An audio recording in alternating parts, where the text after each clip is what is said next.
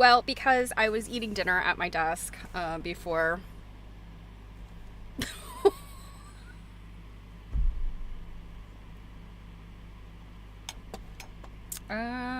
Oh, indeed I do not. Oh, please.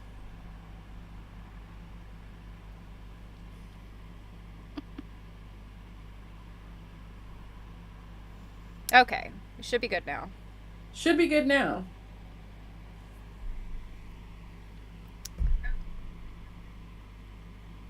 It's good now. I'm gonna Okay. say you're looking at me all weird with my ear up to my phone, but it's like this is necessary. Well, it appears like we may not have had any. Did we have music? No, I didn't hear any music. But you know Like, something? After the issues that you were having, I was not about to complain.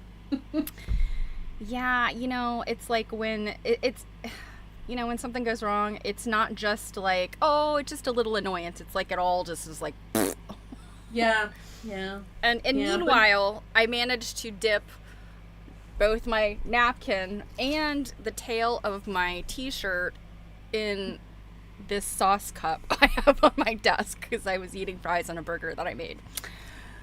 So, no.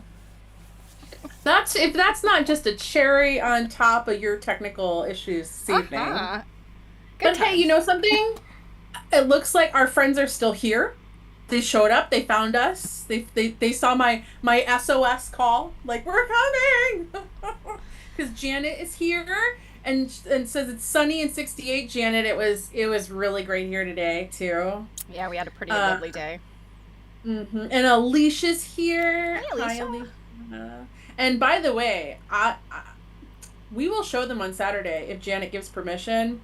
But Janet posted some amazing pictures How in cool. the I remember she group. said last week, and we never really got to talk about it. She mentioned last week that, like, things were coming together and possibly, I guess, done in the sewing room. I haven't looked at pictures, though. I haven't been on social Oh media, my so God.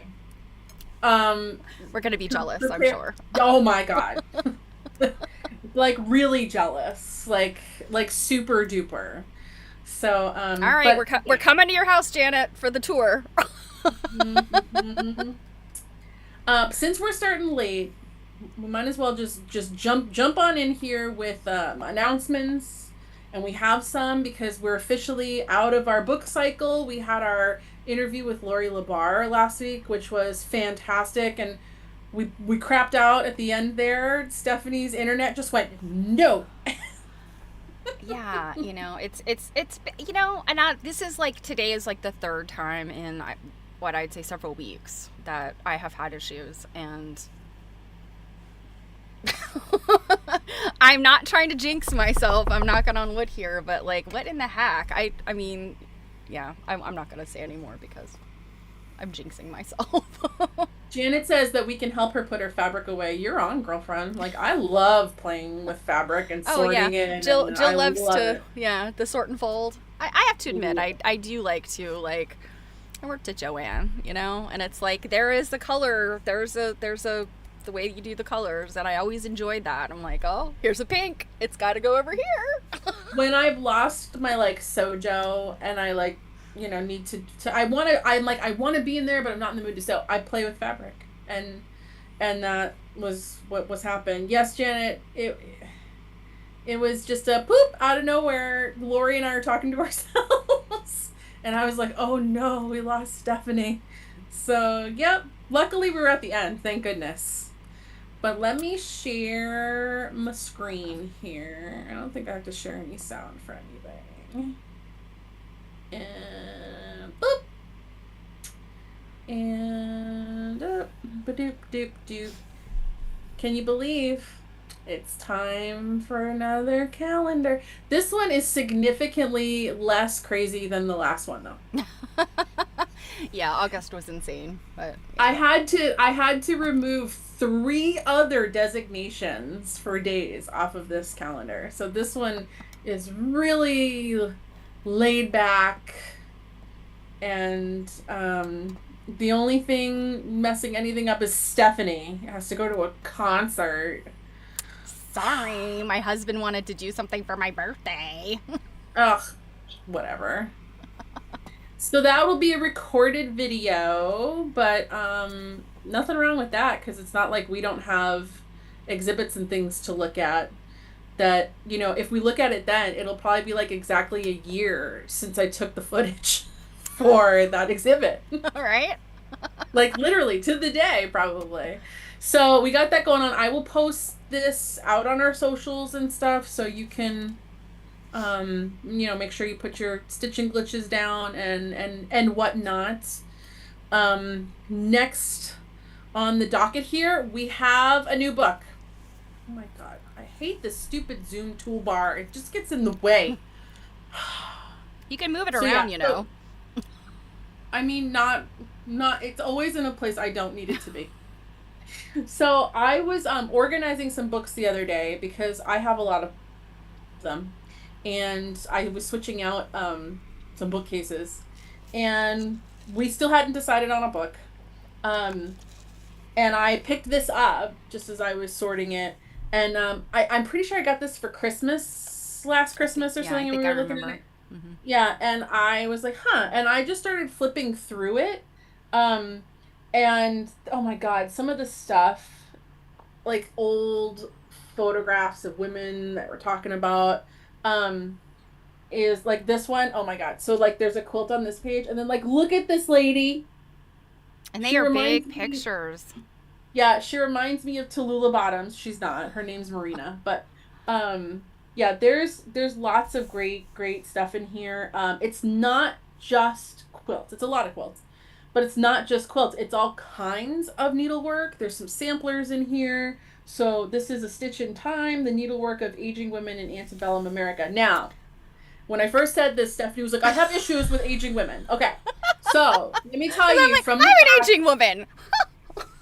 just this little synopsis here, drawing from 167 examples of decorative needlework made between 1820 and 1860. So we're going to be in the older stuff by women aged 40 years and older.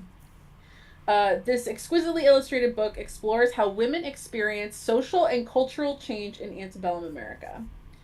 There's a whole lot more than that, but just to give you, like, that's what she means by aging women, is just women of a certain age. Um, so there's that. Steph, do you have the I do. link I emailed Yeah, you? Yeah, let me. we have an Amazon affiliate link. Obviously, you are not required to buy it from Amazon. I understand that a lot of people have issues with Amazon. It's just that if you do, we get a kickback, A and things that we kickback. do cost money. That's all. This book is a little more expensive than some other ones we've done. And it's not, I've been having issues with our Abe Books affiliate stuff. Oh, So it's I not wasn't that, like, aware. yes, you were. I told you forever ago. You just forgot. Oh. Well, no, Um, you did, but I didn't know it was still a problem. That's what I mean. I didn't know it was still a problem. so it's not that we kicked them to the curb. It's just I've been having issues with that, and that's low hanging fruit. So, um, it's just not high on the priority list to fix. But by all means, get the book anywhere you want to get the book. If you find it less expensive elsewhere or something, that's fine. No hard feelings. And then I mean, last, I bought mine off Abe, so. well, there was no affiliate link when you bought yours because I didn't know you bought yours. Yeah. Um, lastly, if you recall, I had mentioned that I was opening my first antique case in an antique mall, and I did it yesterday. And it looks like the Quaker Oats guy is watching. I mean, he was facing the other direction, but this is. I just thought I'd show you some quick shots. This is it empty, and I did find out while I was there that I can put little nails in the wood, and that's why it's wood. So what's cool is I'm on the end, so I get Stuff. two walls. So this is this is me right here after I filled everything in and I was standing back. I'll tell you, this light up here, that is one heckin' light, man. It gets hot. I was sweaty. Like, So no waxers on that shelf. there's totally a waxer on that shelf.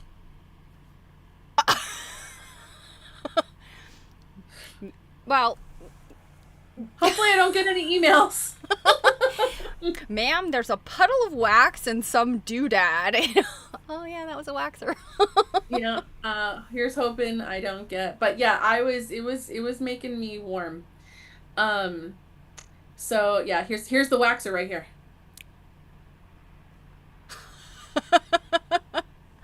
Never thought about that. Yeah. But yeah, so there were a couple of nails already sitting in here. So I was able to just like put a couple stuff up, but I am totally going to add more cuz like I had something I could have put like right here that would have looked nice, but I didn't know. Yeah, yeah. So, I mean, and there's you already definitely have lots of sort of hangable little like smalls that I think would yeah, look well, great in especially if I there. just like put some little clips on it. Hmm. And there's already a ton of holes, so I probably don't even need to bring a hammer. I just need a tiny nail to just stick in there. So that's cool. Here's the second shelf. And these Victorian trade cards here, someone was buying a bunch of them before I even left the store. So that was nice. Made your first sale while you were still there. I love Yeah, that. that That was was great. nice. That I told yeah, you you that would. was nice. It was so funny because she called me and I was like, oh, well, good luck. And I was like, you know what? You're going to sell something while you're there before you even lock the case. And she calls, I made my first sale there. Mm-hmm, mm-hmm. Like, I And knew it then would happen. here's a little just video of what the area where my cases looks like. It's inside an old antique barn. So you can see the old floor. Oh, yeah. This looks like a really nice one. Mm-hmm. And I know you had mentioned it is a very nice antique mall, and it's Mm-hmm. I mean it this barn was converted into the antique mall, right? Yeah. I feel like so many antique malls are in old old buildings that had some other purpose, and they're Mm-hmm. not necessarily well retrofitted. And I guess antique malls in general tend to be like sometimes a little slapped together in terms of their fixtures and things. But this looks very nice. Alicia said it's the most spacious antique mall she's ever seen. Right. I'm a little afraid of like, yeah, Alicia, like, what are you used to? Cramped little mazes of. I mean, we certainly have those too, but I mean, it's actually just has to do with where I've shot that video. There is like when you go down here, like there's stuff like in the aisle and stuff, and it's like two more stories up, and then it has like a half story like down. Originally, that's where my case was supposed to be. It was like on the first floor when you walk in, and then that dealer kept having and hawing about moving out. So this one opened up, and he was like, "Why don't you just pop in here, and then you can move if you want." So I'm like, you know what? I'm gonna do that. But this antique store is not that far from Portland, Maine, where AQSG seminar. Look, here's last year's seminar shirt. Woo! Where we'll be in October. So people heading up. This is in York, Maine. This is York Antiques Gallery. Um, Esther wants to know, are we going antiquing at seminar? Well, yes. Esther, you are so cute for thinking that you will have time We'll to go leave. antiquing before and after. Yeah, I was gonna say once we're there, honey. Oh my God, do you think you're sleeping? Yeah, Like, there is no time while you're there. yeah, it is back to back to back craziness while we're there. So, I mean, it's funny in hindsight, maybe in the future, maybe we should consider kind of like as a seminar committee booking in time to do other things. But Anytime you try to book in time, something else is like, oh, we've got that time. Let's put this in there. It's always that way.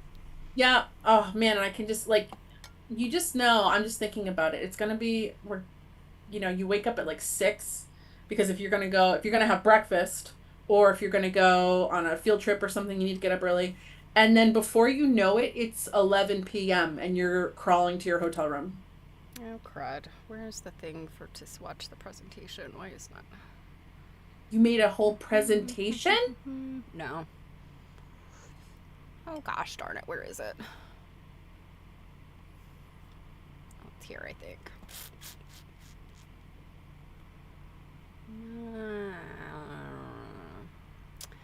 Well, Are you getting oh, lost? there. Show meeting. Yeah, that's what I was looking for. Um, all right, wait a minute. I think there's a problem with what we are seeing. I mean, I like what we're seeing. Or at least I like what I'm seeing. Is it what everyone's seeing? No, it's just what I'm seeing. Yeah, no, it's let's see. Let me do that.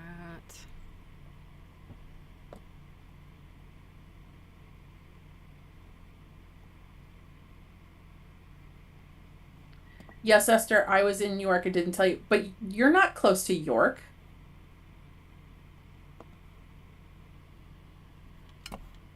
York is like right over the border.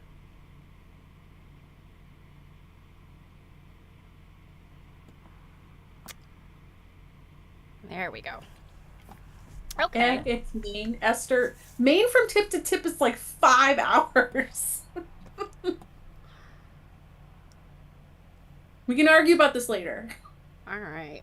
Are you guys ready? Got a lot to look at, so I see stuff now. I see stuff. yeah. So I'm gonna look at. Hopefully, I'm gonna go fast because I want to show both of these exhibits. Oh, we're gonna try to look at both. Yeah, I don't have a whole lot of pictures from both, so. Well, I was gonna say if time becomes a problem, we can keep one for Saturday. I have 3 others. Oh. So, okay, sorry. So this was one of the cool things about Festival of Quilts that, so QuiltCon kind of will do like a featured quilt artist, and I know one year it was Carolyn Friedlander. One year it was Sherilyn Wood. I'm trying to think who else. I'm blanking on the others. I think Angela Walters was one year. So anyway, they'll, and Tula Pink and Angela Walters, I think, were together. In any event, they'll do like, but it's always kind of out there with the other quilts. What Festival of Quilts did that I thought was cool was, I think they had, it was maybe 7 or 8 specific artists that had their own little like gallery space that they'd kind of built out for them. And then, and all that was in there was their stuff.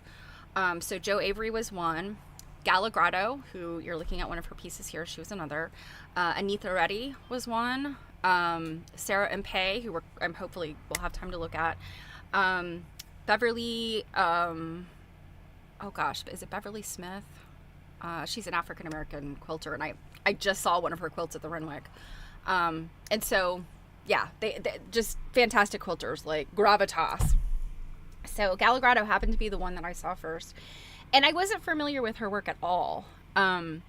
She is a French artist, and she does these women. And so what this exhibit is called is Women's Encyclopedia.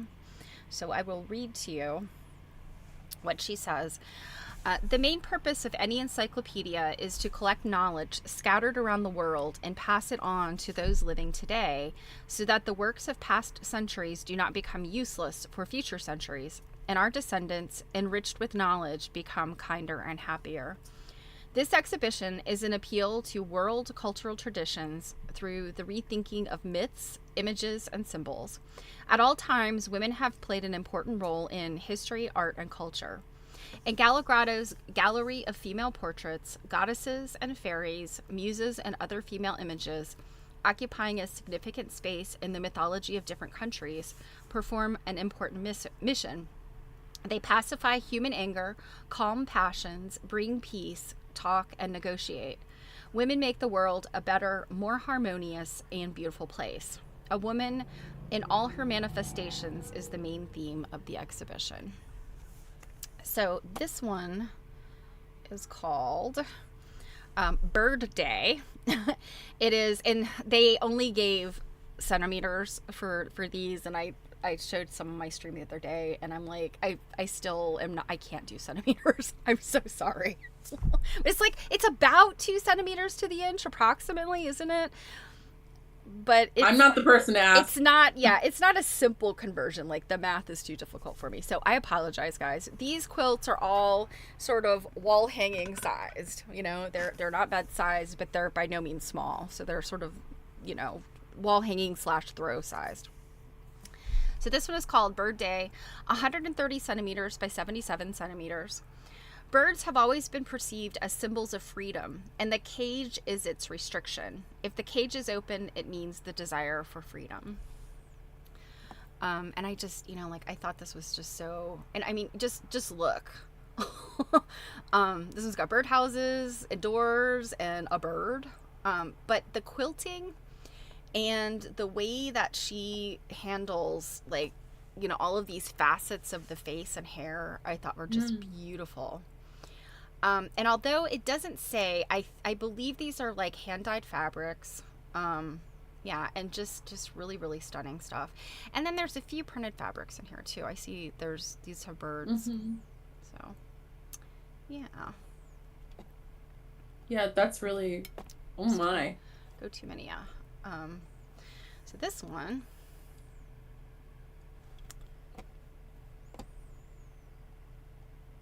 this one's called Mother Goddess, 122 centimeters by 75 centimeters. So this one's a little bit narrower, but about the same size. Mother of the gods, creator of humans and animals, she is the most complete embodiment of female creativity. Mother is the primordial mystery. I am all that is, was, and will be. Gal is deep.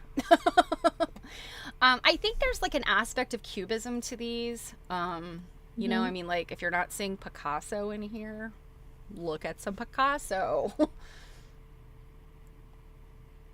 So this is just spanning some of the other ones. And I think I really responded to the ones where the heads are kind of cut out. And she did have several different types of quilts that were, you know, not square, but she obviously had the square ones. Unfortunately, I didn't get as many pictures as I wanted because there were a lot of people in there. So did you have a question? So we're at Festival of Quilts, right? Yes, but this is like a This gallery looks like, space. I was gonna say, this is like a real wall. Yes, these were gallery spaces that were created. Okay. Wow. Yeah, That's involved. Yes, it was really cool. They, like, their pipe and drape situation included small gallery spaces. But yeah, this is, I mean, this was it. Like, imagine, you know, a solo exhibition in a gallery space. They had it. You know, these spaces were big enough for that.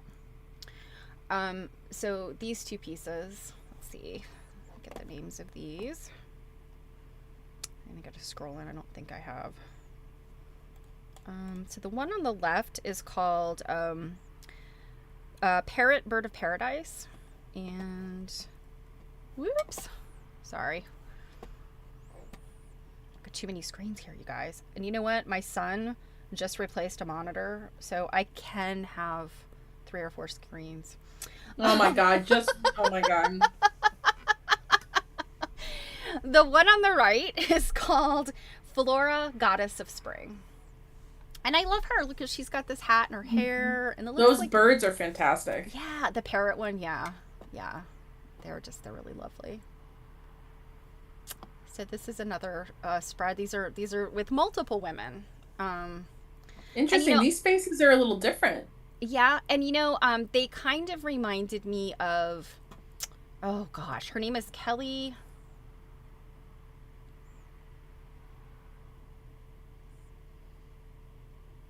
I'm blanking, totally blanking. But she's a surface design artist here in the U.S. She's very, very popular 10 or 15 years ago. And I feel like she sort of draws and paints women that kind of look like these women. So I don't have the names for all of these. I don't know if I can zoom in close enough for those. These were kind of like, I was trying not to push people out of the way. I was just like, click, click. Push them, Stephanie. So I feel like these, and there were no dates either. That was another thing that, in terms of, when people made things. I feel like these are either earlier or later. To me, If I had to guess, I would say that like this was probably earlier. It feels like progression from like this very, I don't know, like not photorealism, but more realistic than those ones we looked at first that were very cubist. I could be wrong. She might be working this way in tandem. So this one's called Red Flowers. These are fairly small. These are 50 by 50 centimeters. So Red Flowers is this one, and then this one is called Chloris. Chloris. It's very interesting to me, the quilting on the face, how it doesn't cover the whole face, just some of it. Mm-hmm. Yep. And even in here, these kind of little designs she's done in here, they're very interesting. Mm-hmm. Chloris is yellow-green, the nymph of spring and flowers. Janet just said 1 inch equals 2.5 centimeters. Yeah, I knew it was more than 2, but somehow I had multiples. I totally miss getting any image of the little placard. And here, I don't want to say bad things about Festival of Quilts because I loved it. If tomorrow you said, I have a ticket for Festival of Quilts, I have a ticket for QuiltCon, which do you want? I would take Festival of Quilts. I love QuiltCon. I know. Them's fighting words. I know. Hey, you know what? But I'm not going to be the one to fight you because even though I will be attending QuiltCon in February to work, QuiltCon's not really my jam. You know, there's aspects of QuiltCon that I love, and I've had so much fun. Festival of Quilts, honestly, is just bigger. It's bigger? Yeah, I would say, and I don't exactly have proof of this, but I feel fairly certain that in terms of vendors, there are a crap ton of vendors. There's more vendors than QuiltCon. I could easily see that. But, I mean, in terms of, like, were you able to find out anywhere? Maybe we could look it up. Like, how big their gate is? Because, like, QuiltCon's like a 10,000 person gate. Like... I don't know. I mean, I was there the first day, and it was crazy busy. And I was there almost all day. And so, yes, there were time periods when I was like, oh, gosh, too many people. So is it like their version? Very QuiltCon-like. So, do you think it's their version of, like, Houston? Yeah, probably. That's I would say. Because I was going to say, is even with how big QuiltCon is, it's probably still not bigger than Houston.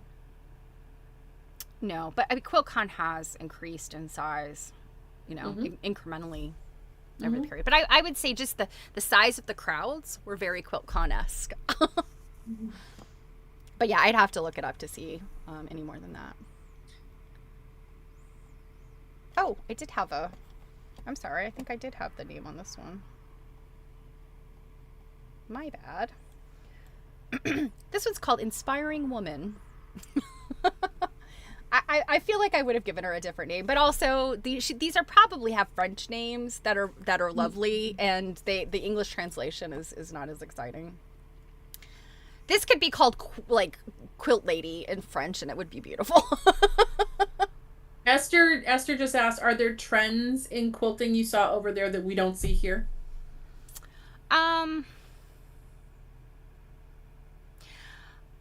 I don't know that I was able to spend enough time to be able to say that for, like, you know, anything really specific.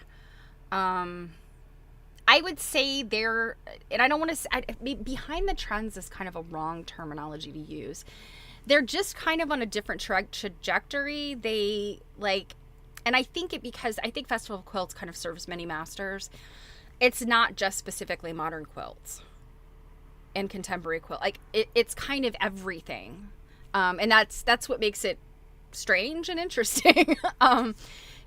So Gala literally had another quilt in the show itself outside of her exhibit, and I'll show it to you. So you had things like this, and then you had things like, and again, I'm not being disparaging here, but it's just, you would not see this here in the US. You had a quilt like this, and it might be right next to, say, an Elizabeth Hartman, you know, Dachshunds in pajamas. You know, and again, nothing wrong with that.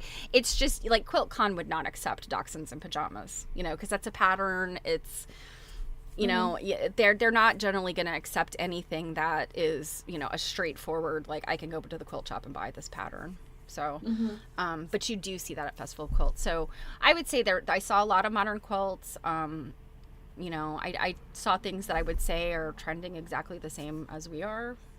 It's different, the way they put it together. One thing I would argue, having seen in my young and millennial quilters group, because that's global, is a lot of people, they do a lot, well, I don't know about now because of tariff blah blah blah, but they do a lot of their purchasing from the US. So a lot of the things that there are on trend for them, yes, often here. Well, and you know what was actually interesting? Yes, absolutely. There are some fabrics that are specific to their Liberty. I did see other substrates and prints that I guess they would be more considered like home deck / garment type clothing, and there were several very large, like, they were obviously like fabric stores that were there. I stayed away from them because I'm like, I don't need to be buying fabric. I don't need fabric, and packing fabric to bring back across across the pond. I have flown with fabric before, and it is a damn nightmare. So, yeah, because it's heavy. Yeah, you get flagged for organic material. Well, you got to carry it on your person. You know, it's like you can't just throw it in your suitcase because it's too heavy for that. I literally got flagged once coming home from Tennessee, I think, for a wedding. And they literally like, oh, you got organic material in your thing. And they open it up, and the thing is full of fabric. And I'm just like, they're looking at me like, and I'm just like, they're like, what is this? I'm like, fabric that you make things with. Like, you know, it's like, wow, these are my drugs. Like, come on. Well, I mean, truer words were never spoken, but... Okay, so this one is called Evening Star. I love it. I really do like this one. This lady is so elegant. The star Venus was named after the goddess of the same name. There is a myth that Venus considered that the evening star was made famous by a woman who turned into a star. I feel like there's something missing in translation. But yes, she's very elegant. And I mean, just, I don't know, just the way these women look, I love them. I just think they're so elegant and really cool looking. Now, were any of these for sale? Not these.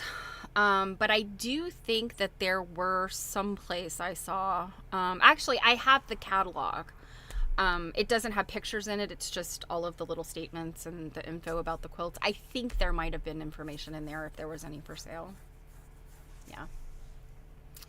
This one, I think did I use this one? I think in our thumbnail. So you'll see this one. This one is called Woman of the Pink Month. Again, I'm positive these have like much more enchanting French names. This one, it says in the Middle Ages on May 1st, the Spanish decorated the head of a beautiful girl with a wreath of flowers. She represented the goddess of the rose moon. So you can see she's got like a thing around her head. Oh, somehow or another I got extras in here. This was the one I was actually able to get close enough to take pictures like really close up. But I mean, look, the little like bindi dot on her forehead. I don't know like what that might be other than a bindi, but look, I mean, that's pretty small. I mean, that's probably the size of like your finger in this quilt, or maybe a little bit bigger. But look at the little tiny quilting that's in it. I thought that was amazing. And then, you know, like just the choice of pattern in each of the pieces of fabric, or in some cases where the fabric spreads. It's just, well, and in the really piecing, what did she put, like a flange to make that black around the eye? Oh, this? Yeah. Yeah, it looks like it. It looks like there was some fabric behind it that's just to make a little bit of an edge. Yeah, I hadn't really picked that out, but yeah. And then this. Well, and even around the iris, it looks like there might be some. I think that this is painted here. I mean, not. Yeah, I think this might be painted or like dye painted, like fabric painted. That I think is just like a few little stitches. So yeah. Yeah. It was. I think it was kind of hard to pick like what was pieced and what was not. You know, what was probably the fabric itself. And I know there's a number of quilt artists we've looked at that is the case. It's unless you're there and can like touch it or like really get your face on it, it's hard to tell sometimes. Ooh, my. I know, isn't this amazing? And really looking at these all together was pretty stunning. You guys, you think if we kind of pool our money, maybe we could buy one of these pieces and like timeshare it as art? Right? Wait till we get to more. Joe Avery, oh my God, I'd kill a man for one of Joe Avery's quilts. I might kill a man for one of these too. These are pretty good. This one, I absolutely know I did not get a picture of a placard because this one was hanging right by, they had like a little table, sort of desk table kind of thing in each of these spaces. Where I think the artist could sell things, put their cards, whatever. And this one was kind of back behind the table. And again, people crowded around. I never saw a placard for it. Can you just remind me one more time what the artist's name is? Her name is Gala Grotto. It's Galla, and her last name is Grotto. Okay. Thank you. Yeah. Oh, I found her Instagram. And, yeah, she has an Instagram. I think you can see a lot of these quilts on her Instagram. And then I think this will be the last one of hers, is this. Oops. This one was not in her space. This one was just out in the show. Ooh. Yeah. And Esther, talk about trending. This was one of, I think, 4 quilts I saw that were Egyptian inspired. So maybe Egyptian imagery is having a moment. I don't know. So there was this one. There were 2, like one I think was like, I think the Pharaoh. And I think that one is a legit Kits quilt. It's one of those kind of like low poly kind of, yeah. And then there were 2 other ones and I didn't recognize their names, but yeah, I thought this one was kind of cool. I just wanna point in that she has been to, it looks like she has a shop, the Quilt Crossing. And she has been at Market at Houston. Okay. And done classes there in the past, at least. Oh, I think her classes must be interesting. Oh, look at this. Look at the fabric. There's some little Egyptian fabric. I love the chin on it. Oh my God. Yeah. I mean, just the way she sneaks these little details in. Yeah. Just really amazing stuff. So, okay. So that was Gala Grotto. Now let us look at Sarah. Now this next person is Sarah Mpe. I think I'm saying her name right. Oops. Sorry. I have to look at this for a second. This is her. Ooh. No wonder you're not getting anything done. There's nothing on your to-do list. Okay. So, I have to switch cameras. And Alicia said she's in for crowdsourcing a quilt.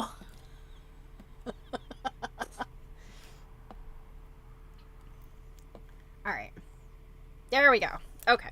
So let me read you about Sarah. And if you were at my stream yesterday, I actually showed one of Sarah's pieces that was at the Fashion and Textile Museum, and it was about stitching. But she uses words in all of her quilts. Kind of looks like a periodic table. Kind of, yes. So, so the name of this this exhibit is Context. The quilt in Context features stitched lettering using free motion machine embroidery. Now, Sarah does have a book, and it is like $50 some, I think. I think it's an out of print. It was probably one of those, like, as many of our friends who produce books that are like art books versus, history and how to. The art books, they go out of print so fast, and then they're very expensive. Maybe there's a reason for that. I don't know. It's always disappointing to me though, because it's just a short run of books, I think. Anyway, it's on my wish list. So anybody, if you want to get Cake a Christmas present. Or a birthday present, right? Oh yeah, that's coming up. Okay, so the quilts in Context feature stitched lettering using free motion machine embroidery, which is amazing. She's got, like, this looks like it's her handwriting, like her Mm-hmm. block letter handwriting. Sarah uses the needle as a writing tool, sometimes composing the text as she is stitching. She likes to play with language and visual form so that where possible, the design echoes the content. With a background in journalism, Sarah often comments on contemporary issues and is especially interested in how words in public life can be used to persuade, manipulate, and even to mislead. We're going to see some of that. Because she spends so much time at the sewing machine, the process of stitching is important to Sarah. Some of these quilts explore this from personal experience, as well as highlighting the significance of textiles in all our lives. The combination of two passions, words and stitch, continues to inspire Sarah and drive her practice. So, let's look at this one.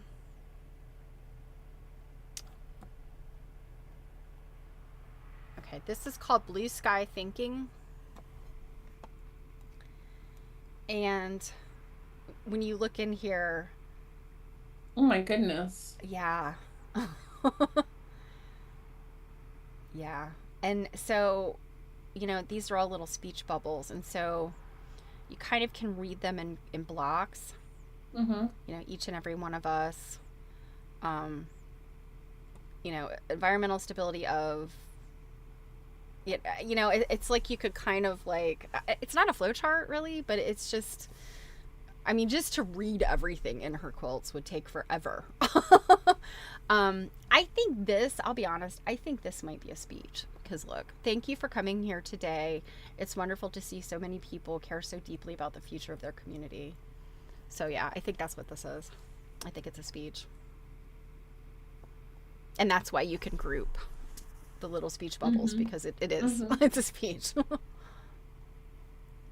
This is what drew me in at first. I looked in and I was like, what is that? So this is called, oops. This is called Links. And this is about,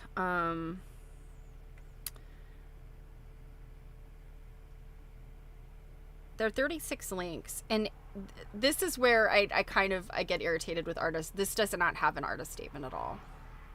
Okay.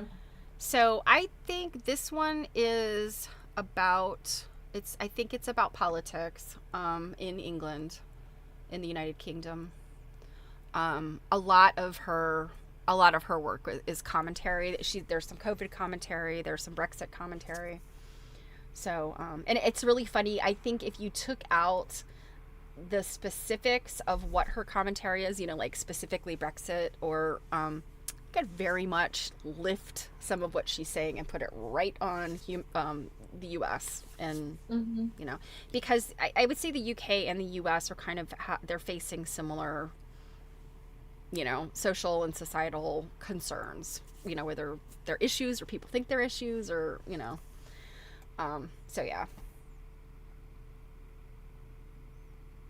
This is another one with links. This one she calls Thrall.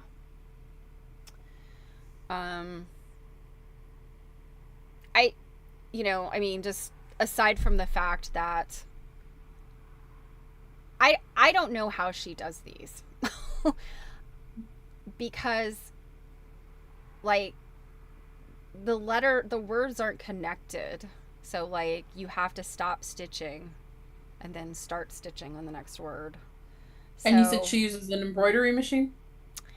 yeah. So, I'm guessing there are some tails on the back sides of these, is my guess.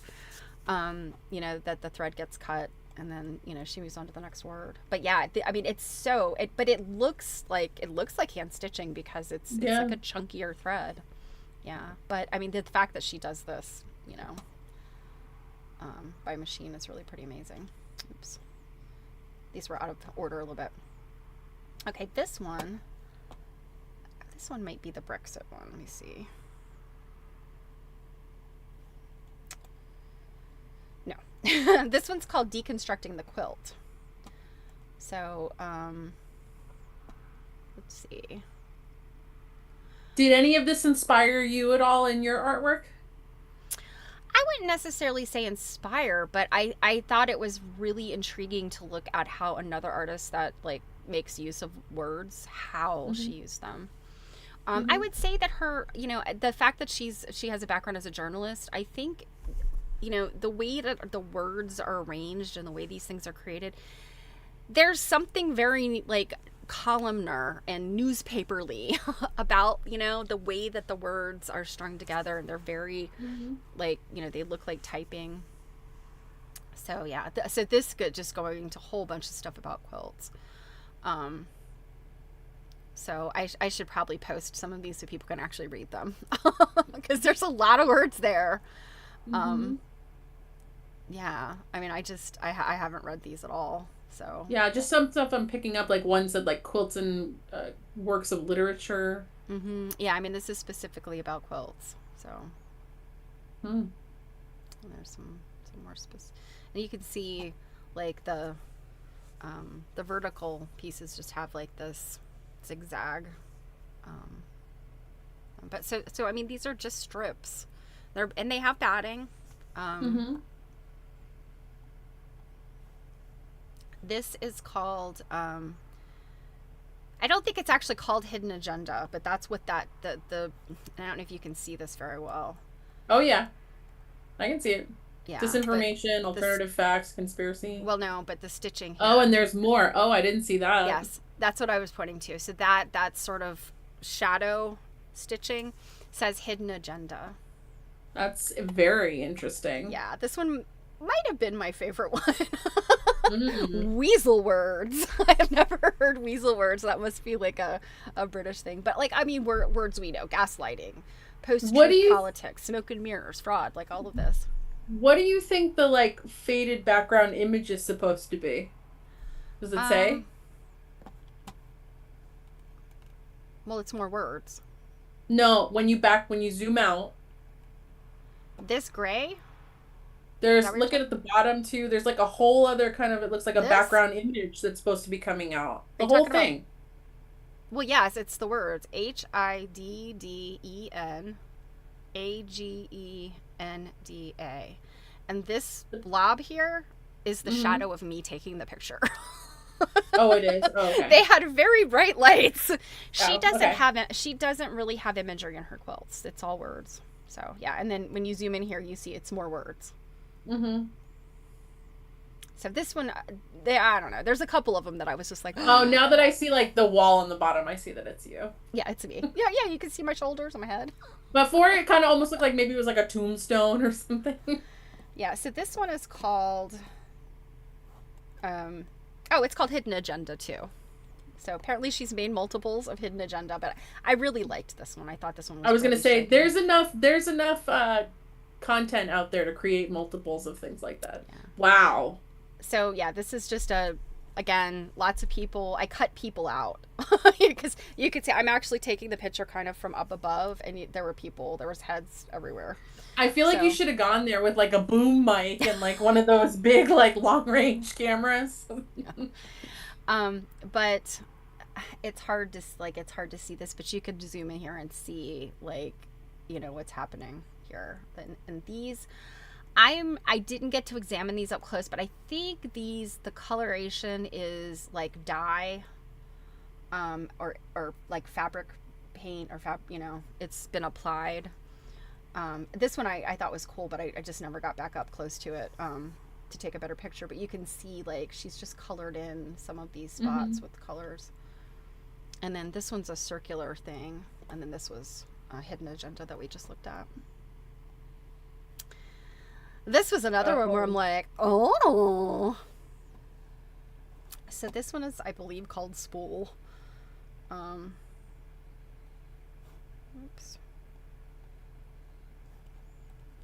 Oh, no, it's not. It's called Following the Thread. So Following the Thread. And this is basically talking about how the thread goes through a sewing machine. Like, that's what this is about. You see wheels and discs and inside the machine, but you can't see all the words. So like you can't, unless you were given permission to unspool this thing, you cannot read what this says. So it's also interesting because it's almost like it's a book that you are not allowed to read because you're not allowed to touch the art. So this is from the other side. The shuttle throbs like a pulse. Like, ugh. There's all kinds of, yeah. Lots of interesting. Silky and lustrous. I mean, there's just words you see in there and you're like, ooh, what is that? That sounds titillating. And then the end of it was just pinned. And this thing was, this was about, it was about like, wow, that's big. In relation to the other ones we were just looking at, Janet wrote, "When my dear husband is scheming something, I say ulterior motives and hidden agendas." and you'll have to buy that quilt, hang it up, and just when he starts, you just go. Okay, Oh, this like, one. I'm like Scrabble. Yeah, this one's like an acrostic. And in fact, I think, I can't remember if I heard somebody talking about that. Yeah, so this one's called Process. So art is a process as well as a product. And then, you know, a choreographic installation fusing movement with, yeah, digital. So it's like a narrative, but then she's been able to write it in such a way that she can pull out this secondary quote. It's pretty cool, right? Man, the planning you needed for that. Yeah. Well, and you know, the thing is, like, she is not executing any imagery. So, you know, in where an artist might, like, for instance, Galligrado might spend time drawing out these images, she's planning with words. And again, that's like this journalistic kind of, you know, a journalist writes an article or a story, and, you know, they're very carefully choosing the words, and that, you know, projected into an art piece is like she's still carefully selecting the words that we see and how those words are shown to us. These I did not get to spend enough time with. I didn't get to, you know, and look, I am sorry, but there's a lot of people at exhibits, quilt exhibits, art exhibits, a lot of people. If you are not a diehard, like, look and move along. If you are a diehard, take a picture, move along. Because I encountered so many people, and I'm not saying that this is Europe or England, this is in the US too. People just have no concept of the dozens of people behind them that would like to get a look at what they're standing in front of. And that is something that I will die on that hill of, like, look, move. This is why they don't let you take pictures at Windsor Castle, because people can't be trusted to, like, take a picture and move. They got to spend way too much time. So Esther asked how you spell Sarah's last name. It's Impey. I'm not 100% sure if it's pronounced Impey or Impey. So I'd have to guess, but yeah, it's Sara. There's no H. So, but yeah, I wish I could have spent more time looking at these. But yeah, this one's cool. It's got a target, and then, you know, these words, and you know, the way that she displays the words, she creates these secondary, like, the secondary imagery, but there's no concrete images that we're looking at. We're really just looking at these arrangements of words, you know, unless you want to say, like, this bullseye is definitely secondary imagery, but yeah, and these are fairly small. Yeah. Yeah, I could see, like, government from ignoring. Yeah, so these were some of the government ones.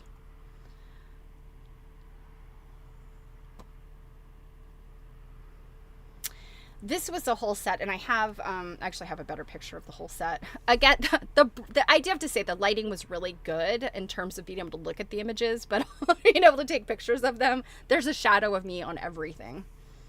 So the lights were so bright. I do appreciate the lighting, though, that you can see this stuff really well. I don't remember the specifics about this one, so let's look at. This is one of those pieces, and they're small. They're all, like, I don't know, I would say maybe 12 or 14 inches square. I'll come back to this one in a second. So this is what it looked like. And let me see. Let me find. I would like that whole wall of art. Yeah. So Yeah, they all have a different title to each of these, and there's not information, again on the wall about these. But they are meant to be seen together. Like they are a cohesive, like they're meant to be together. So, I really would like to learn more about what this is. Now they did have, there were people, I would call them, like docents in there, and I think they were just companions, friends, family members, whatever, of the artist. But I would love to have been able to spend more time, with the woman that told me what this quilt was about. I'll talk about that one in a second. But this one is about the environment,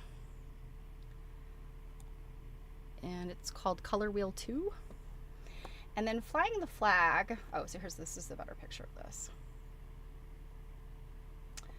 And then Flying the Flag, at first I was like, oh, huh. Any guesses what Flying the Flag is about? I'm going to assume deaths of some kind. Yeah, it's COVID. And I can't remember if this is by week. I think this is by week. I'd have to do the math, but this is. And I just thought this was really striking. It's not that big, it's probably, but I was looking at it and I was like, I like the Union Jack. I think the Union Jack visually is just like it's a fun flag. If you like flags, the Union Jack's a good one.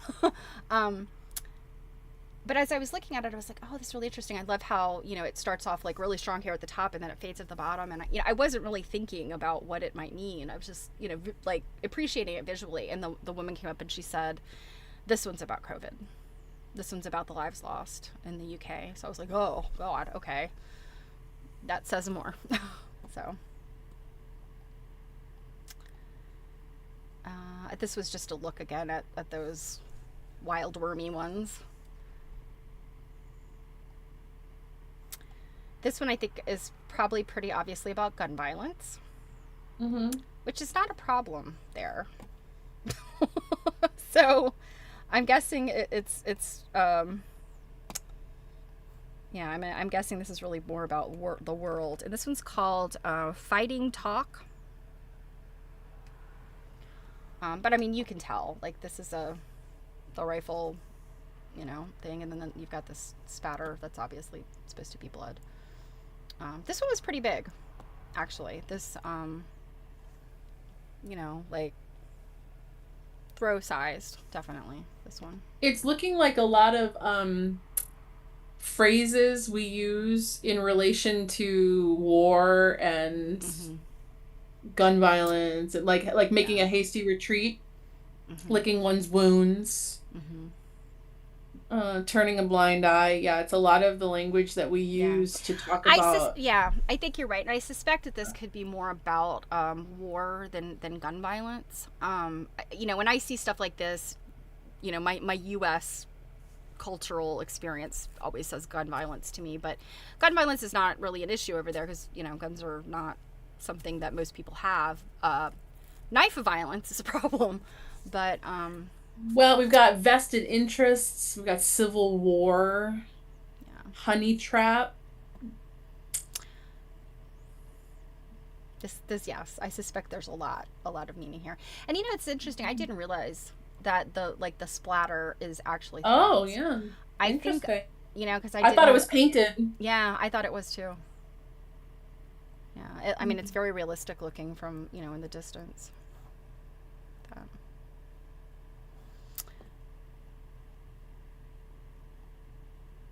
So this one, I think, is this the Brexit one? Yes.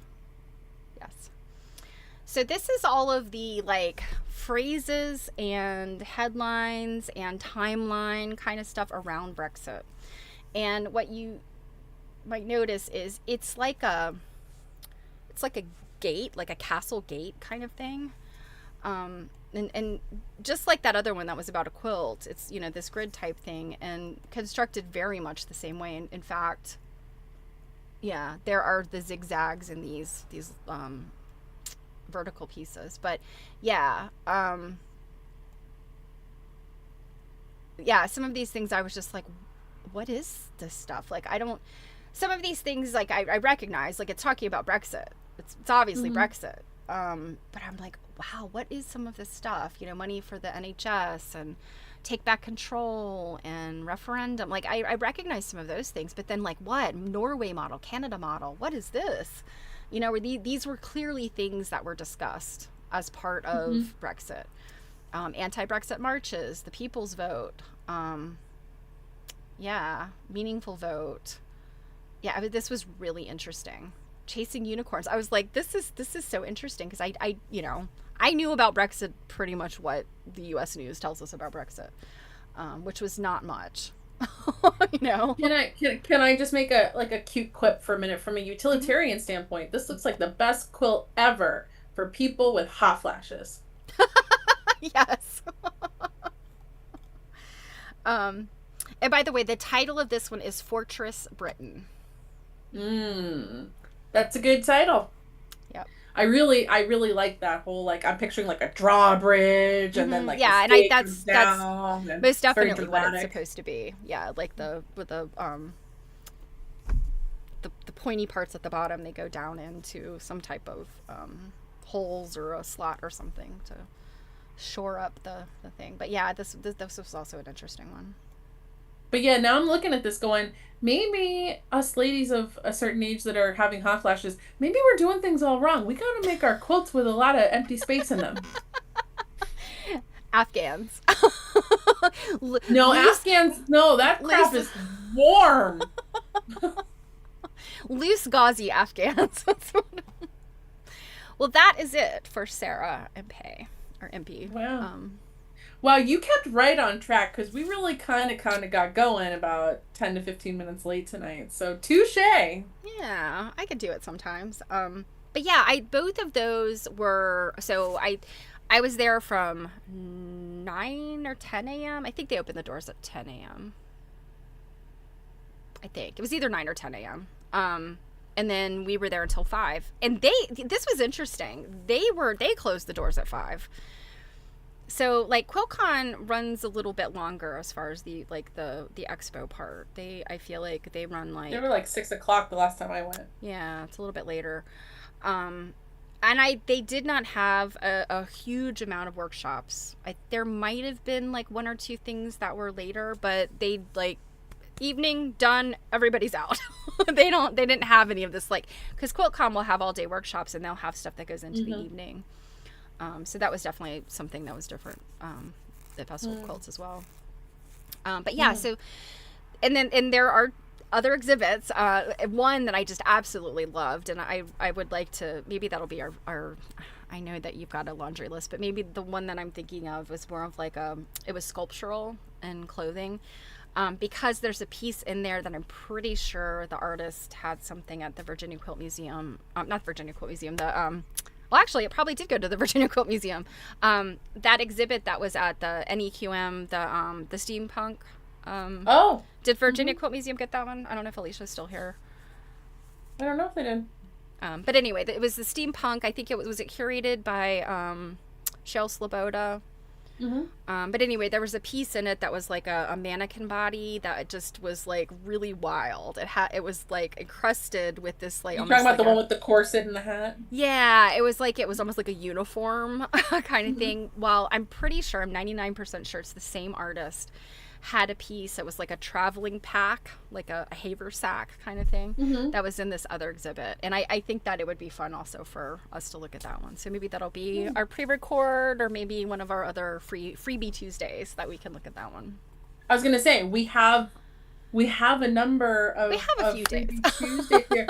Well, because y'all, one thing that I'll mention, and we'll mention it more than once here, is so we, in terms of our quarters here, when we start our books, technically we would be giving out the first assignment for this book on let's say like Tuesday, September 30th, for discussion to start reading on the 7th. Now, the question for everybody here is, do we want to bump that down and give the assignment the 7th to discuss on the 21st? Otherwise, we're gonna have a week break in our cycle right as we get going, because the following week Stephanie and I are at AQSG seminar. So we can either start on time and have a break right after we get going, or we can just wait until we get back and do other things until then. What do you guys want to do? I don't have a big preference. I vote wait because I will never get my reading done before we leave. I mean, Yeah. you know something? You probably wouldn't get it done even if we didn't have to go to seminar, because you always tell everyone I couldn't get Come my reading on done. now. Come on now. I do have a couple of PowerPoints I need to do though, so I mean, I do too. Um, oh, LJ votes wait.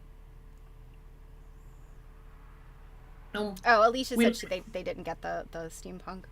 She didn't get the steampunk exhibit, but yeah. it's back Well, there on our YouTube if you want to watch it it. is. Yeah, Janet also votes wait. So I guess we're gonna wait because other people will chime in. And that's fine. It is not like Stephanie and I don't have a backlog I of things to be looking at and stuff. So know. I have enough we don't pictures have from that. Festival of Quilts probably to take us at least another month and a half. At the rate that with the way we look at stuff, I mean, if I was rapid firing through this stuff, we could do much faster. But we Well, like to not to examine mention, things and talk about them. So well, and not to mention too the other museums you went to. You've posted a couple of things online on your Instagram that I was like, oh, I want to look at that. well, I took a picture of every textile oriented thing along with a handful of other just cool crap at the V&A when I was in the Britain. I only got to Britain at the V&A, so because I only had a few hours. But yeah, I took a picture of every textile thing I could find. So If that was me, I probably would have been crawling out of there after the. How many hours did you get? I think it was a self-imposed deadline because I wanted to get someplace else and I had to ride the tube. I think I was there probably about 2.5 hours. That included the gift shop, and the gift shop is not a simple like in and out. The gift shop is so large you have to circulate a few times. So I would probably, because you're going on like this like massive like marathon, I'd probably be like crawling out of there like at the end, like my from my using my camera, my fingers are like, oh, like Oh, I killed my battery in there because I was just like, "Da, da, da, da, da." yeah, it would have been ridiculous, like the adrenaline. I would have crashed so hard after it. Did you sleep like crazy that night? There was 1 or 2 nights I did not sleep well, but for the most part, I was exhausted every day just because we were go, go, go, go. We didn't have a Mm-hmm. lot of time to Mm-hmm. rest. So, and I fell asleep on the motor coach a few times. I was just like, oh. Thankfully, we were a small group in a large motor coach. We each got our own row. Like Oh, that's we didn't use the nice. back at all. Like we all had our own like seats that you could spread out. You could put your stuff on the seat next to you. You didn't have to worry about other people. So it was nice. Yeah, that's nice. Yeah, for Well, sure. and then Esther just asked if have you made it to the Fashion Museum in Bath? No, I was in Bath for about 5 minutes. The only thing we got to go to Not there even long was enough to take a bath in Bath. barely. I went to the Roman baths in Bath, which I'll be Who honest. cares? Yeah, the Roman baths historically very interesting. If you were into archaeology and Right, ancient but Roman civilization, all that stuff. you were none of those things. You were on a Yeah, mission to look at textiles. Like, exactly. And so yeah, there was we gave feedback because the a friend it's a good friend of my mom's and mine who organized the trip. And I think she really relied, like, I think there were things that she knew about she wanted to do, but she really relied on this travel agency to put things together, I think. And I think they kind of gave her kind of like this menu of options and she picked some things. But I was like, well, crap, there were major things that I would have been like, no, okay, so yes, I saw the Jane Austen Museum, but we weren't there long enough. Like, We got into town. It was late. We got to go to the Roman baths. Then we had to go to sleep. And Bath is one of those places that they like roll up the sidewalks at 6 p.m. So yeah, so the Jane Austen Museum was closed before I could get over there. There's also this this bakery called Sally Lunn's, and so the Bath what do they call that, like the Bath buns, like basically like hot cross buns kind of things. Those are like cinnamon buns, that kind of thing. They have their own, like the Bath buns, like this bun that you can buy there. Now there is the this other place, this Sally oh god, what did I just say? The Sally Lunn's buns. Why are you buying all these people's buns? I didn't get to buy any of them. The Sally Lunn's bun is a big thing. It's this big thing, and I think you can get it like with maybe stuff in it. I can't remember, but it's more like brioche, whereas the Bath buns are a small, like cinnamon. It's not roll, but a cinnamony kind of like pastry. Sally Lunn's buns are like a brioche type thing, and the Sally Lunn Museum is in this restaurant, Sally Lunn's. They closed the museum at 6. If you want a Sally Lunn's bun, you got to go in there and eat dinner. I was like, I'm not eating dinner here. I just wanted a bun. And they were like, sorry, come back tomorrow. I was so upset because Sally Lunn is one of those, it's one of those like, there's probably no truth to the story, but supposedly she was this like woman, this Huguenot, like, you know, French woman came over, and they're like, it's kind of suspicious that her name is Sally Lunn because, like, if you look at, you know, the French, the Sol Luna, you know, it's like sun moon. Yeah, there's kind of some, I don't know what, apocryphal, I don't know. There's some, you know, there's a lot of these stories there, just as there are here, that you're like, nah, that's not true, but it sounds good for the tourists. I mean, think about all the mythology we've got. So going that on was here that was my odyssey in Bath. I did not get to spend much time in Bath. The things I wanted to do in Bath, I didn't get to do. I got to see the Roman baths, and they are disgusting. They smell, and the water that they let you drink tastes awful, and it's hot. The sulfur water. You know, my grandparents had you know, they had well water, and they had a pretty sulfury well, and they ended up having to get another, like, you know, drill another one.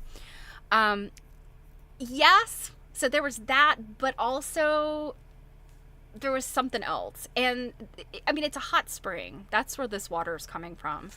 I want to say there in Bath, those hot springs, that's like the only place in England, and you know, that there is like a hot spring, I think. So yes, it is this geological situation going on, and they've tapped it so you can drink it, like at the end of, once you get all the way through the museum and look at the bath. Ugh. And then you go in and it's like a little cone cup, and you put it in, and it's constantly running, and you put it under, and you're like, drink, ew, gross. You're like, can I spit this somewhere? And when you think about it in you know, historical times, people would go to Bath for the waters for healing purposes. Yes, exactly. And, you know, I mean, that was what they said, that it was the, and I'm trying to remember, the reason that the Romans put the bath there had to do with somebody who had drunk the waters and said, you know, and then that later on when they rediscovered the Roman bath, then yes, it also had that, like, oh, go to Bath, drink the waters, take up the waters. But I could tell you that actually I do think somebody died because they came in contact with the Roman bath. Like they got, I can't remember, Legionnaire's disease or something, I don't know. But you look down into it, and then there are people that sit beside, like they want to just sit there and have their picture taken, and I'm like, ugh, I'd just be afraid I'd like fall right in or drop my phone in. It's not that deep, but you certainly can't see the bottom. I have no idea how deep it is. It's not that deep. It is a gross, murky, milky green color. It's because of the algae, but it's also lead lined.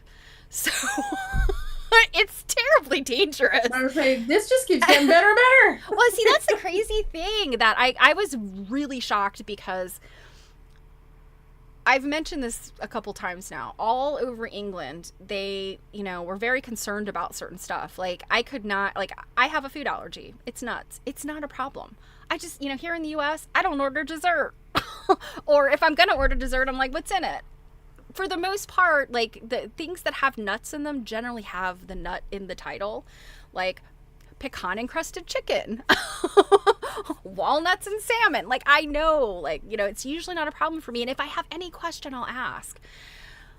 They would ask at every meal. And at first I thought it was because at the very beginning of the tour, we ate a lot of like planned meals. Like, they were at the hotels and they were specifically for us. And so I kind of thought, well, they'd been told there were, you know, there was one person that had a food intolerance and then me with a food allergy. And so I thought that's why that was being a big deal. But then we start going to restaurants, and at the restaurants, they do the same thing. They are crazy about food allergies. And they'll ask you multiple times. And if you tell them you have a food allergy, oh my God. Then it's like, are you sure that's all? Is there anything else? Like, I can promise you, as long as you don't make me eat peanut butter or force feed me pecans or walnuts or hazelnuts, we're going to be just fine. At many of the places that had any kind of water, there's a couple places where there are like lakes and stuff, they would have signs that said, parents, there is deep water here. Watch your children. And also, oh, that was good. That's a great sign. But then you go to the Roman baths and you literally could throw yourself in there if you it's just, I was like, what? I mean, you're like, no, this stuff's old. It's fine. Well, see, that's the thing though, because I kind of asked and the fact that you can't get, you can't order a hamburger, anything but well done. And I'm like, what? You know, so, and we have crazy stuff like that here in the U.S. too. But I was just like, but the amount of time that I have had to listen to your outrage about this so far. Because I do not like a well done hamburger. Please, it's offensive to the cow that gave its life. But they're such sticklers. Like, I want to say like nanny state-ish, parental-ish about things like that. Yet they don't have the Roman bath roped off in any way. And I was like, I just feel like, you know, here in the U.S. there would have been something to keep people out of that. You know, they had other places there that, you know, were kind of like maybe roped off a little bit better. Certainly they have signs that say like, you know, uneven walkways, you know, because lots of cobblestones and junk like that. But it was really interesting, I guess, the inconsistency of how they apply this sort of like, you were feeling pretty salty about the burgers. Yes, and I'm assuming, again, I'm assuming steaks are a different story, and I understand why hamburgers. I understand why. I get it. But that's why here in the U.S. we say, if it is not fully cooked all the way through to 160 degrees, you're taking your life in your own hands. Good luck if you're pregnant or a child or elderly. We just put that little disclaimers on menus, but yeah. Yes, and Janet, exactly. Mad cow, I do think that is what it is stemming from. It's not just like, I mean, E. coli is the main concern. It's much easier to get E. coli that way, and E. coli is pretty prevalent. But yes, I'm almost certain it came from the mad cow era. But still, I was like, if y'all force me to eat a well done steak, you are just. You're just disrespecting the poor bovine that gave its life for the steak. Like, and I knew someone that would order steak and he'd basically say like, wipe its ass and bring it to the table. Like, that's gross to me. But the thing is, like, it's not about like, it's about the fact that it's at its best when it's not like charcoaled in the middle. When it's warm and pink in the middle, or maybe a little less than that, it's juicy and flavorful. If you don't like meat or you're a vegetarian, I get it. Like, you know, but if you grew up like, you know, eating hockey puck meat and then somebody served you a steak that was properly cooked, it's a game changer. See, I'm on the, if you ordered a burger, you decided you don't like how they cook it, I would order no more burgers for the rest of my trip and just live with it. Like, yeah. Oh, so your daughter couldn't donate blood because she was in the UK for 6 months in 99. Wow, I didn't know that was like a mad cow was on the questionnaire. Yeah, I tried to donate blood one time. The needle that they have to use to suck enough blood out of you to fill a bag will not fit in my arm. Like, my veins are too small. And they looked at my veins and they were like, No, no, thank you. I was like, I want to give blood. They're like, no, my day is hard enough. I'm not letting your veins ruin my day. Okay. Hey, no one can say that you didn't try. I did. I tried. Yeah, and my son, of course, has. I'm trying to think. He doesn't have universal, but he has a good blood. One of the good blood types. I can't remember what it is. That he gave blood in high school one time, and they came after him for years and years and years. Please give us your blood. I'm like, would you just go give them a pint to shut them up, please? I'm tired of picking up the phone and getting the Red Cross. Wow. I mean, I've never heard of that happening. That's like jury duty. It really, yeah. Once you give the Red Cross some blood, they will come after you if you don't keep it up. Wow. And it's something I believe in. I mean, I would routinely give blood if I could. They've turned me away. I was gonna say, maybe you should try again. Maybe they have come up with something to handle. Yeah, maybe. I mean, when I do, like, phlebotomists don't have a problem, but phlebotomists are taking like this much blood in a little tube, not. So, yeah, I would willingly give it a try again. So. What a weird note to end on. I know. So everybody, give some blood today. Yeah. Give some blood, since they won't take it out of cake. I'm like the Rock that you can't squeeze any blood from. LJ said everything was exceptional. Yeah, I hope you guys like those quilts. They really like blew me away, and I chose Sarah and Gala specifically for tonight because they were so different. Well, and to remind everybody while we're here, the plan is to look at some more on Saturday for our Stitch and Glitch, because Stephanie has enough where you could look at pictures she took for the next 3 days nonstop. And to be fair, I did like harass her to the point where I might as well have said, like, I'm going to poke you with a needle every day to make sure I'm taking pictures. No, I'm happy to be able to show them here too, because I mean, literally, I could show my England trip through the end of the year, and I'm sure people will get tired of it. People are like, no, Mom. Well, we can break it up. We can break it up with stuff, because you know what we haven't shown at all. Which I'm totally going to admit the fact that it was a bit of a selfish reason we looked at these, because I haven't seen anything. For the most part, I've stayed away from Steph's stream because, like, I want to look at stuff with you guys. But I haven't shown pictures from my trip to the Shelburne. That's right. So, I forgot that. Yeah, I forgot you have those too. Yeah, we have so many pictures, you guys. Yeah, like, we have lots of stuff. You're digging the quilt over my shoulder. Which shoulder? They're not the same quilt. The white one. Oh, the white backing. Yeah. Do you want me to pull that up for you a little bit? Sure. I personally Never found mind. It's got a bunch of crap. Yeah. Layered. If I do it, everything's gonna come. But I'll make it more visible. Next time. The pink one is the cactus. The pink cactus. The pink Gumby. It's like a Gumby cactus. It's like the guy that's at the car. The used car Actually, lot. wait. One thing. Hold on. One thing I can probably do is I can probably bring my camera closer. What's behind me? Ooh. So yeah, you can see some stars and some more Gumby. Yeah, go back to those stars. Those are that's like a crown. Is that like Caesar's crown or? I think so. Crown of thorns. Off the top of my head, I think so. Yeah.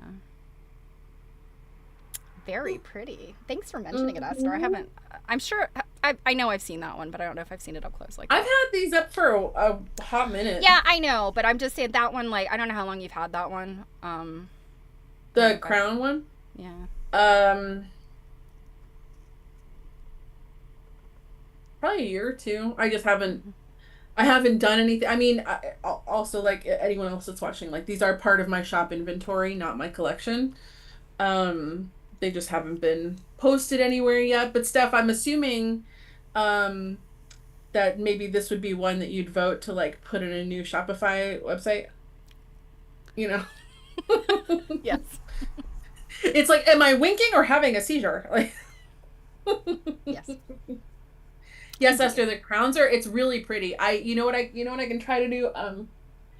Can maybe try to, like, get some photos of it in the sunlight tomorrow or something, so you can really, it's really, actually, I might have some photos in my phone. Hold on that thought. If I do, I will post them in the Facebook group. Okay? Because it is a very pretty quilt. On that note, I think we gotta end here because I've still got some burger to eat. That's not well done. And it's not well done. Although if I heat, I might have to. Well, I won't heat it up. I'll eat it cold. If I would have eaten this burger if it wasn't for the technical issues, so. This is gonna, when you pull clips out of this video, it's gonna be interesting. Yeah. Okay. All right, everybody. Tuesday. Saturday. Yeah, Stitch and Glitch. Saturday. 2 p.m. Be here, even if you're square.